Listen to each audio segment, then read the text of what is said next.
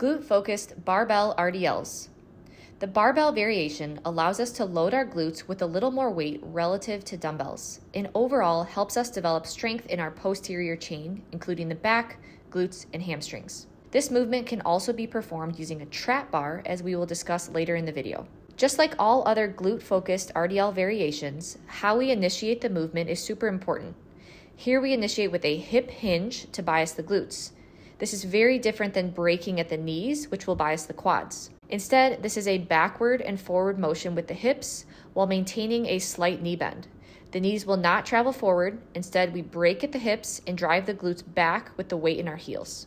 To start the movement, we stand about shoulder width apart with toes pointing forward, keeping our core braced and back flat. Then initiate with a hip hinge with some knee bend instead of keeping the legs straight. A 30-degree knee bend will allow us to bias the glute fibers more so than the hamstrings. Keep your chin tucked, core braced, and eyes should be looking down at the ground at the bottom of the movement. As soon as we can't go any further back with our glutes, then we know it's time to thrust the glutes forward. The RDL movement can also be performed using a trap bar if you have access to one. For some individuals, the trap bar can provide a more comfortable grip and shoulder position and allows you to avoid shin scraping. The same movement cues apply, you will just have a slightly different grip. So for the starting position, keep your core tight, shoulders tucked and back and chest up, deadlift up to the top, and then again initiate with a hip hinge motion.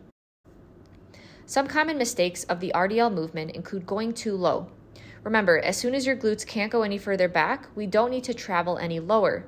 At this point, we will only be using our back, which is not the goal and can cause some back soreness and pain. The goal of this movement is not to go as low as we can. Instead, keep tension on the glutes and push our glutes as far back as we can. Another common mistake is hyperextending the back at the top. We don't need to bend backwards and cause strain on our back. By keeping our core braced and focusing on thrusting forward with our glutes, your back will naturally be at a good position at the top. At some point along your journey, your glute strength will become stronger than your grip strength, and that's okay.